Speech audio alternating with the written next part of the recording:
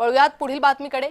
युद्धाचा परिणाम बेकरी उत्पादनावर झालाय। सिलेंडरच्या कमतरतेमुळे बेकरी उत्पादन थांबलंय।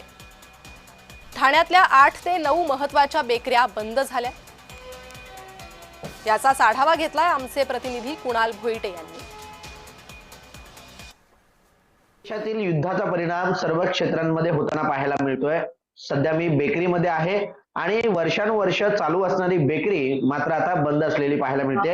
याचं कारण गॅस आहे। गॅस सिलेंडरचा तुटवडा आणि कमतरता याच्यामुळे ही जी बेकरी पाहायला मिळते, याच बेकरीतून अनेक ठिकाणी पाव असेल किंवा बेकरीजन्य पदार्थ जे आहेत ते सर्वत्र दिले जातात। मात्र सध्या ही बेकरी बंद असलेली पाहायला मिळते। किती दिवसापासून ही बेकरी बंद आहे आणि किती वर्षापासून आपण या ठिकाणी काम करताय? ये अपना 5-6 साल से यहाँ पे बेकरी है सर, और 4-5 दिन हो गए गैस की वजह से बेकरी बंद है। अपना गैस नहीं मिल रहा अपनों को। सब वर्कर सब अपने परेशान है, खाने के लिए परेशानी है, सब चीज के लिए परेशानी है।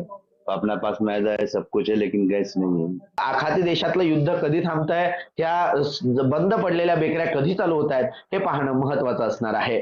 कुणाल भोईटे, जय महाराष्ट्र न्यूज, ठाणे।